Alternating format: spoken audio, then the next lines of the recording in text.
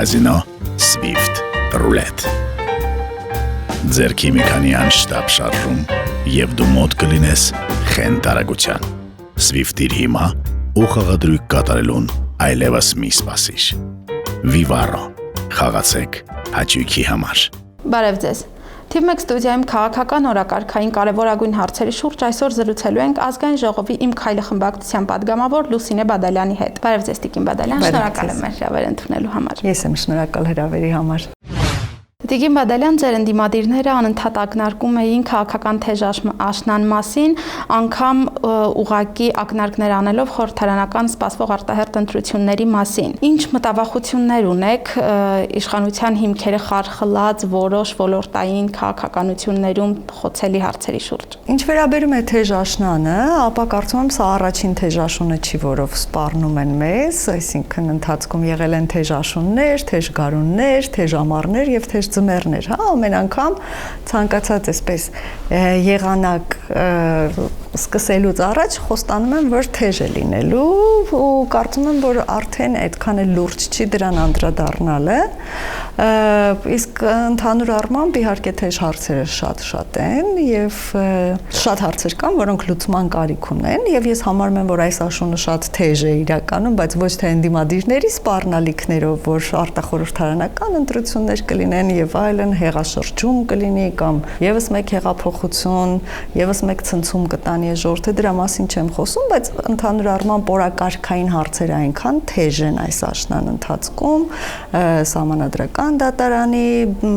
վերաձևավորում, կորոնավիրուսի հետևանքներ եւ անընդհատ օրենսդրական մի շարք փոփոխություններ եւ նոր կանոնների մշակումներ, անսպասելի իրավիճակ, ոչ մեկ չգիտի ինչ է սպասելու, սպասվում թվերը մեկ նվազում են, մեկ ավելանում են եւ այլն։ Մի խոսքով ընդհանուր առմամբ կա դրա մեջ իրականության հատիկ, աշունը թեժ է, բայց թեժ է լրիվ այլ իմաստով։ Իշխանության կողմից վարվող քաղաքականությունը որոշ ոլորտային ուղղություններում ակնհայտորեն չի տալիս այն արդյունքները, որը որ կանխատեսվում էր ի սկզբանե։ Ձեր կարծիքով այստեղ որն է խնդիրը։ Այստեղ խնդիրները շատ են, բայց միանգամից ասեմ, որ անլուծելի չեն այդ խնդիրները։ Իհարկե կան նաև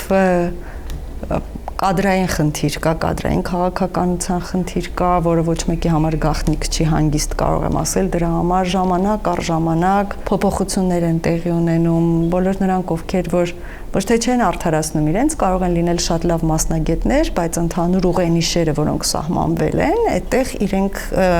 դիսկոմֆորտ զգան կամ չկարողանան ճիշտ դրսևորվել, փոխվում են, փոփոխություններ են կատարվում շատ կառույցներում եւ կարծում եմ, որ այս ամենը շատ դրական որակում մենք կարող ենք տալ, որ արդյունքում միտված են այս բոլոր փոփոխությունները վերջնական լավ արդյունքներ տալուն, սա է խնդիր է նաեւ այն խոճապը, որ ամբողջ երկրագնդով մեկ տարածված է, հա, կորոնավիրուսը, իրավիճակների վրա ենք մենք կենտրոնացած ու իրավիճակային լուծումներ ենք տալիս ու ինչ որտեղ բոլորը այնքան վախեցած են ու կենտրոնացած են, հա, հասարակության առողջության վրա, որ մի շարք հարցեր փաստորեն մի քիչ հետաձգվում են, մի քիչ այնքան էլ մանրակրկտորեն չեն լուծվում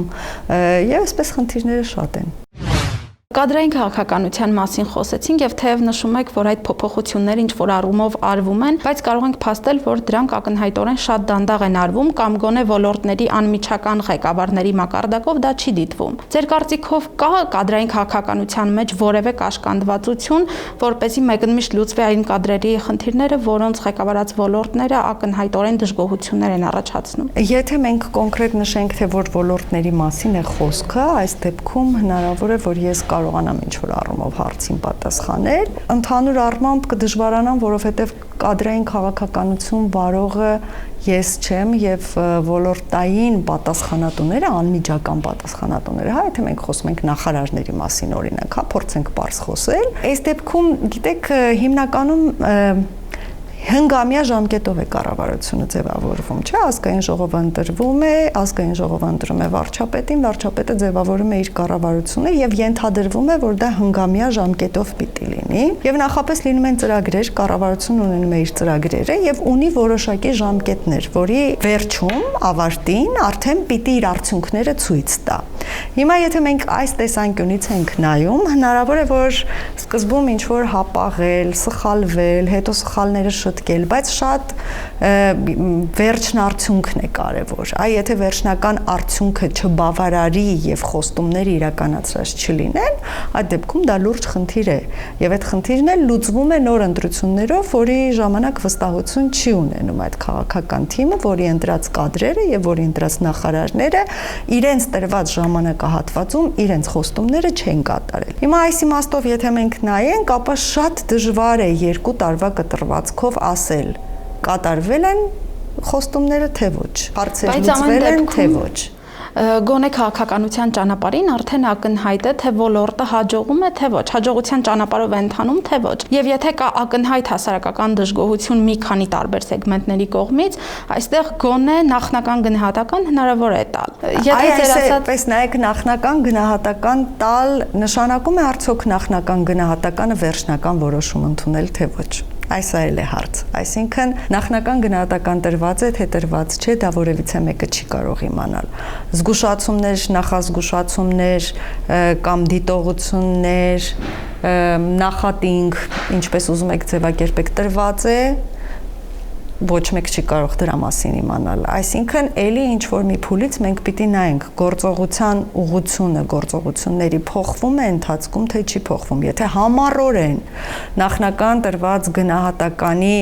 հետո էլ չի փոխվում, այսինքն համառորեն նույն ճանապարհով գնում են այդ մարդիկ, այո, սա արդեն խնդիր է։ Սա արդեն խնդիր է, որը որ պիտի անպայման վերանայվի կամ լուծվի, լուծումներ գտնվեն կամ լուծումներ չգտնելու փոխարեն, իհարկե պիտի գերատեսչության ղեկավարները փոխվեն։ Այս առումով ես համաձայն եմ, բայց այստեղ նաև մենք մի քիչ սխալ տեղ ենք գնացել բոլորս։ Ինչով ենք գնացել սխալ տեղ, որովհետև ամեն ինչ այս կյանքում պիտի ունենա իր չափն ու սահմանը։ Այդ թվում եւ քննադատություն, այսինքն քննադատությունը պիտի լինի քննադատություն, կոնկրետ փաստերի հիման վրա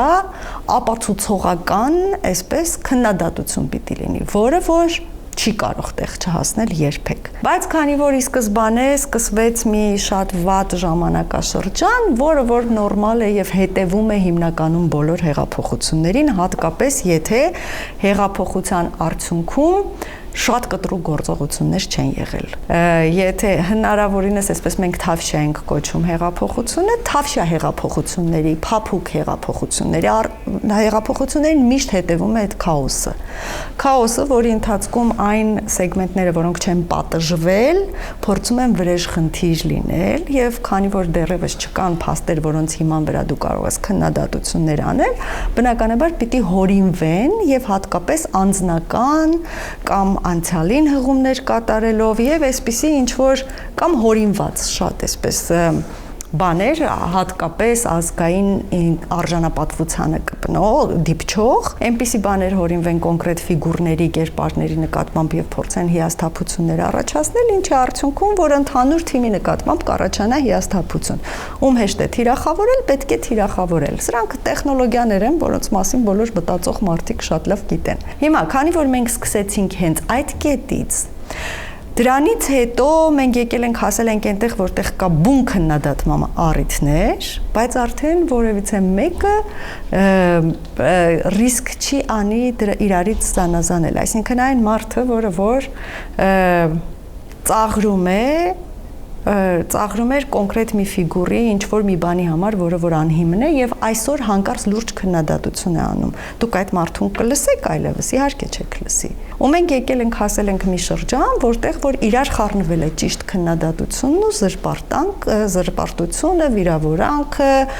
կեղծիքը, այդ ամենը արդեն խառնվել են, միախառնվել, միահյուսվել են եւ թիրախավորված կոնկրետ այդ մարդկանց նկատմամբ որոշում կայացնելը շատ դժվարացել է, որովհետեւ հիմքում փաստորեն ավելի մեծ չափաբաժին ունենում է այն կեղծիքը, որը որ ի սկզբանե նետվել է հասարակության մեջ եւ փորձվել է ամրապնդվել, այնպես են ամրապնդել, որ դու արդեն ունես ընդհանուր առմամբ հենց այդ շղարշը քո շուրջ։ Զուտ կարծում եմ, որ սրանից ելնելով էլի ժամանակ է պահանջվում, որպեսզի հասարակությունը մի պահ կարողանա ինքնամաքրվել եւ հասարակությունը կարողանա գիտակցել, որ այդ իր գիշեր-ցերեկ հայհոյանքները,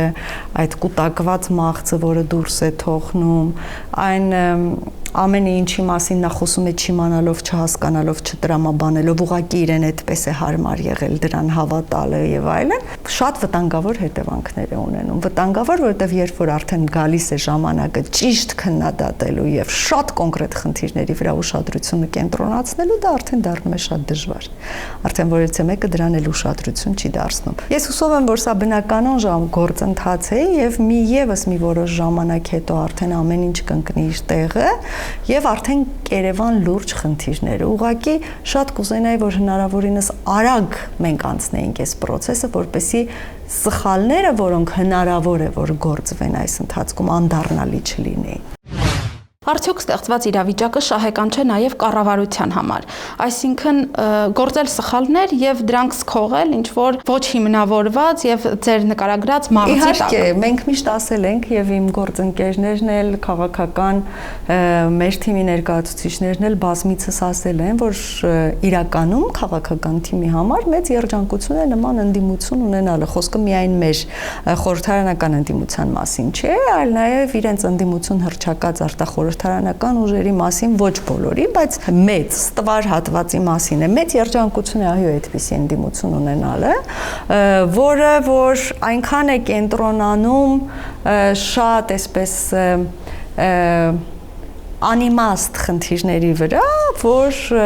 իրականում լրացնում է այն կարծիք ստեղծող հասարակության հատվածի ձայնը, որը որ իրական խնդիրների մասին պիտի խոսեր։ Եվ քաղաքական ուժը բնականաբար դրան շահում է այս ամբողջ իրավիճակում, շահում է եւ կարողանում է իր քաղաքական օրակարգը անընդհատ տանել առաջ եւ հետագայի համար շատ ավելի ամրապնդվել։ Բայց եթե մենք նայում ենք Հիմա մենք դրանից չենք ուրախանում, մեզանից ոչ մեկ դրանից չի ուրախանում, հասկանալով, որ արտակարգ պայմաններ են ստեղծված ցանկացած գործունեություն ծավալելու համար, շնորհիվ հենց այդ ընդդիմության, որը որ չգիտես ինչերի մասին է խոսում։ Բայց մենք դրանից չենք ուրախանում, որովհետև ի վերջո մեր քաղաքական թիմը իշխանության է եկել այս ամենի դեմ պայքարելով եւ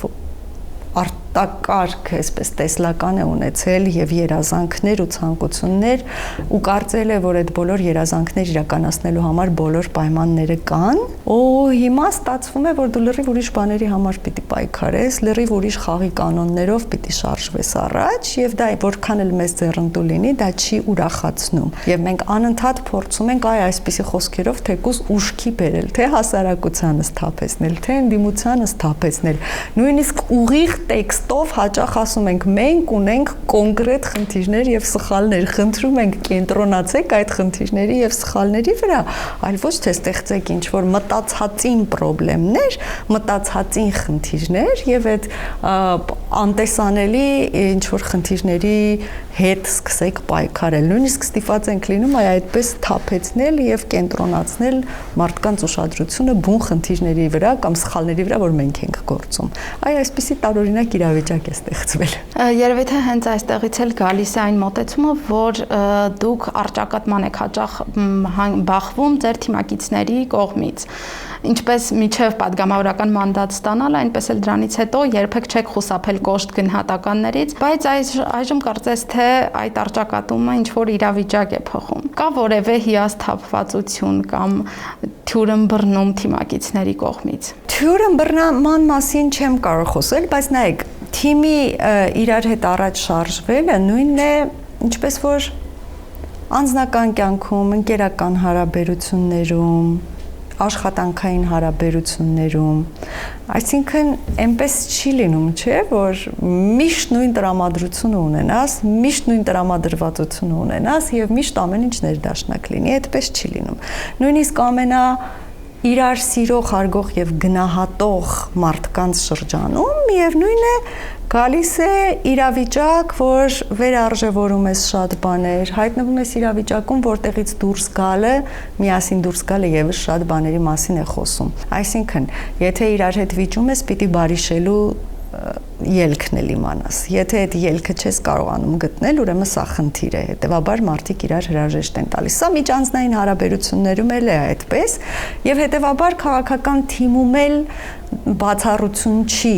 Բացառություն չի, ես մի բան գիտեմ հաստատ, ինչը որ ստիպում է միշտ չհիասթափվել, որ բոլորս նույն նպատակի շուրջ ենք հավաքվել։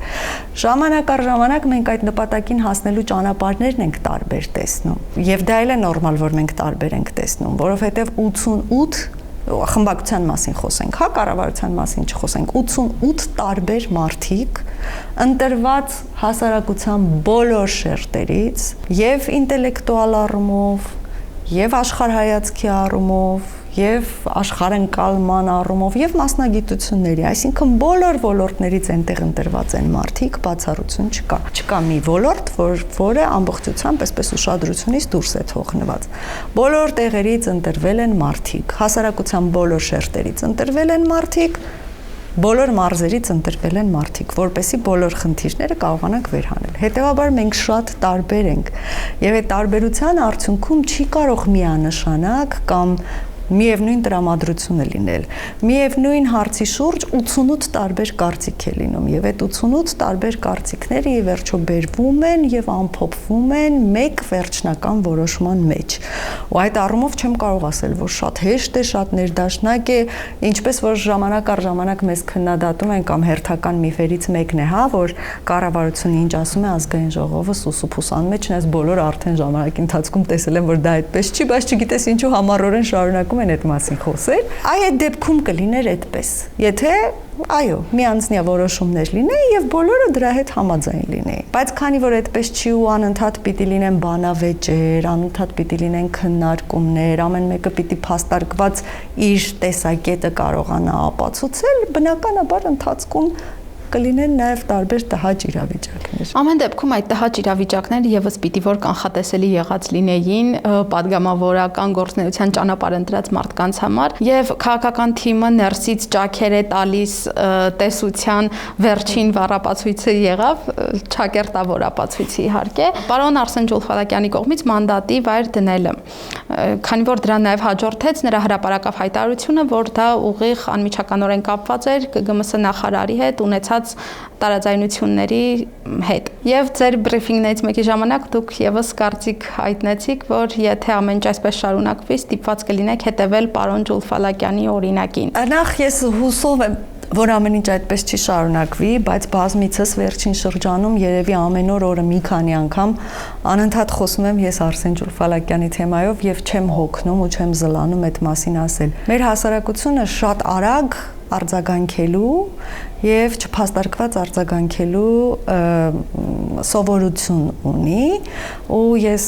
շատ պիտի խնդրեմ, որպեսզի բոլորը մի քիչ աշխատեն այս առումով, աշխատեն ոչ թե որովհետև մեզ ձեռք չի տալիս այդ արագ արձագանքը, այլ հենց հասարակությունը ինքը իր համար խնդիրներ է ստեղծում էմոցիոնալ որոշումների առումով։ Արսեն Ջուլֆալակյանի կատարած քայլի վերաբերյալ եւս կա շատ մեծ չհասկացվածություն։ Ես կարծում եմ, որ Արսեն Ջուլֆալակյանը արել է շատ կարևոր քայլ մեր բոլորին սթափեցնելու համար։ Սթափեցնելու համար գնացել է այդ քայլին եւ ես հուսով եմ, որ դա տալու է իր արդյունքները եւ մենք բոլորը սթափվելու ենք։ Սթափվելու ենք այն առումով, որ կարող է Արսեն Ջուլֆալակյանը մնալ եւ ընդհանրապես ոչինչ չանել։ Չի լուծվում խնդիրը, չի լուծվում, ինչ մի խնդրեմ է, որ ես այստեղ եմ, ինչպես որ ասում եմ, բոլորը եկել են, այնտեղ պաշտոն են ստացել, ես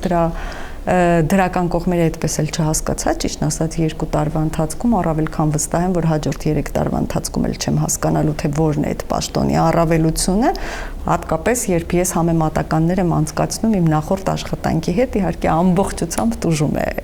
այս դեպքում այս ոլորտը իր դրական կողմերով կարող էր հանգիստ նստել եւ ոչինչ չանել կամ դե չի լուծվում, հիմա չի լուծվում, բայց գնացել է մի քայլի, որով հասկացել է, որ բազմաթիվ խնդիրների մեջ ինչ որ բաների հետևից ընկնելով, ինչ որ անիմաստ պայքարների արդյունքում մենք կարծես թե հիմնական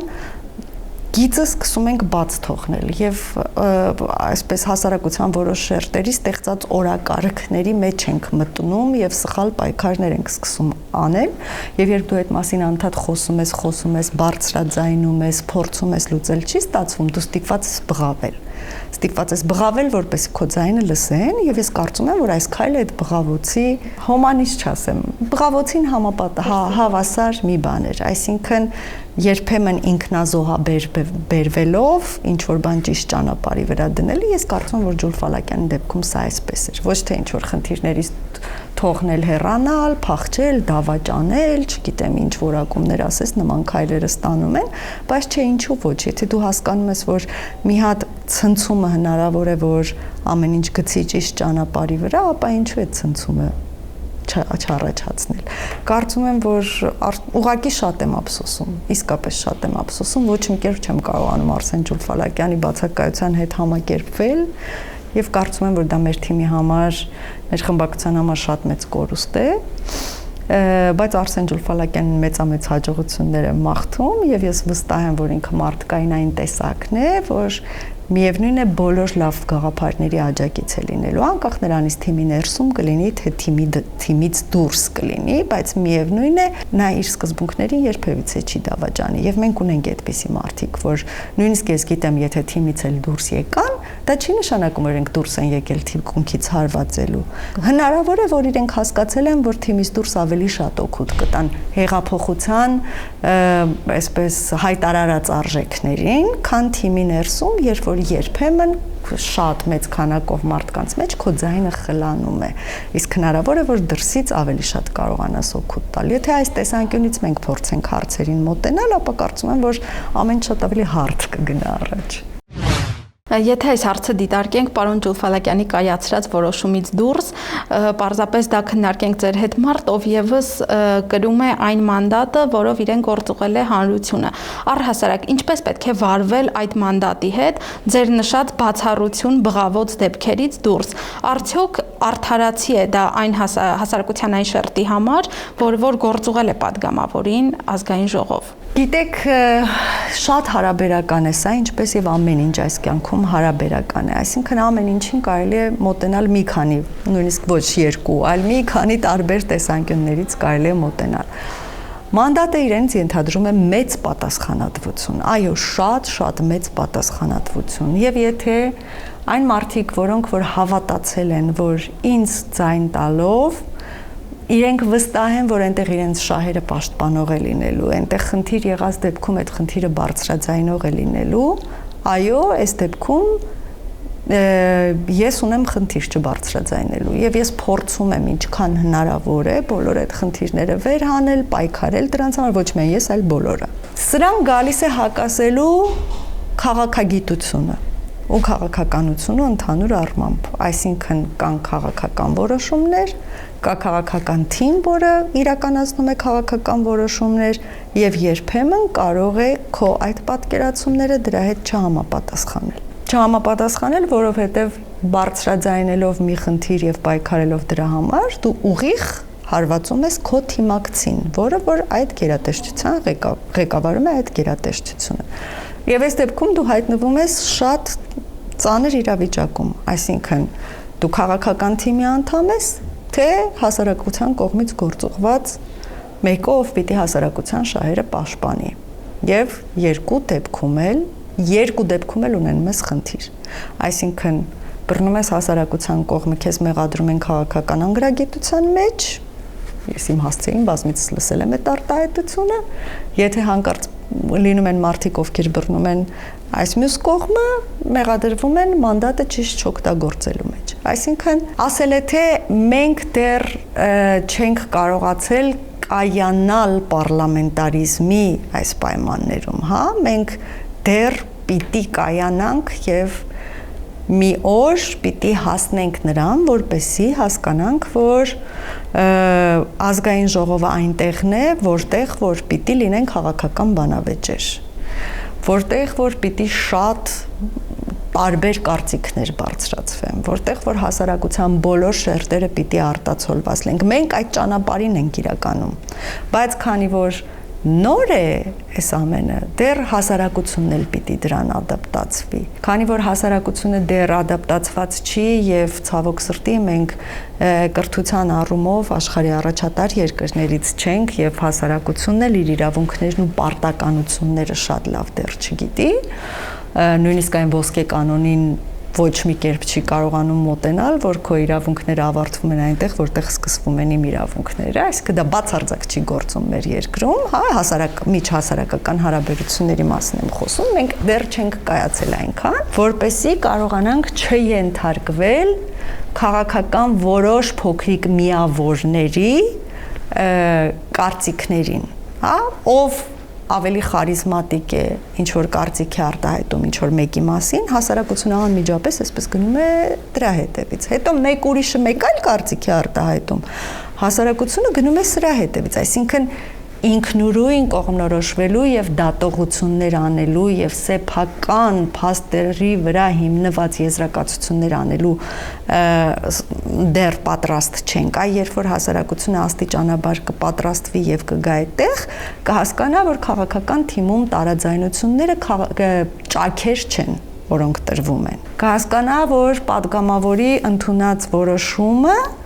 պետք է հարգել եւ հասկանալ ու լսել ինչի համար է նա իր այդ որոշումը ընդունել։ Կհասկանա այդ ամբողջ կառուցվածքը եւ կանոնները եւ կարծում եմ, որ այս բամբասանքները աստիճանաբար իրենց տեղը կզիջեն։ Չեմ կարող ասել, որ աշխարհում կան երկրներ, որտեղ ամեն ինչ հարթ է եւ ամեն ինչ իդեալական է գործում,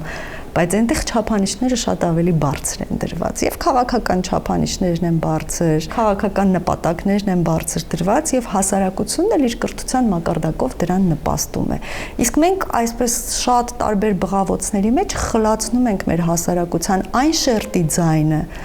որը պիտի առաջնորդի մեր հասարակությանը։ Այ այստեղ պիտի փորձենք սովորել մի քիչ ցածր խոսել, որպեսզի լսենք, իրականում երեք էի մտածում, այսպես մետամորֆոզները, այսպես շատ տարբեր ալեգորիաներ եւ փորձում էի համեմատություն անցկացնել եւ այսպիսի միտք առաջացավ, որ սովորաբար դաստիարակված մարդիկ ցածր են խոսում եւ հիշում եք մանկապարտեզից դպրոցից էլ այդպես էր եւ չկա այդպես, որ լավ դաստիարակված եւ կիրթ ընտանիքից երեխաները, ինչպես նաեւ մեծահասակները միշտ ցածր են խոսում։ Բարձր խոսելը, անընդհատ բղավել, անընդհատ էմոցիոնալ այսպես բաները, ինքը լրիվ ուրիշ հարթության մասին էր խոսքը։ Հիմա դուք պատկերացրեք մեր հասարակության մեջ դաստիարակված հատվածը, որը որ ցածր է խոսում, հանգիստ է խոսում, բայց մեր հասարակությունը սովոր է եւ ունակ է ընկալել միայն չոցները, բղավոցները եւ կոպիտ արտահայտությունները։ Ու այս ընթացքում մենք փաստորեն կորցնում ենք եւ նույնիսկ չենք նկատում, նույնիսկ չենք լսում այն, այսպես ասած, դաստիարակված հատվածի ձայնը, որը որ ի վերջո հենց նա է կարողանում ճիշտ ուղղություններ տալ, ճիշտ խորհուրդներ տալ եւ ճիշտ քննադատություններ անել։ Մի քիչ սկսենք այսպես ցածրացնել ձայնը, որպեսզի նրանց ձայնն էլ ի վերջո լսվի, որպեսզի նրանց էլ տեսնենք։ Շատ շնորհակալ եմ Տիկին Բադալյան հետաքրքիր եւ բովանդակային զրույցի համար։ Ես եմ շնորհակալ։ Թիմ 1 ստուդիայում հյուրընկալել էինք ազգային ժողովի Իմ քայլը խմբակցության падգամավոր Լուսինե Բադալյանին։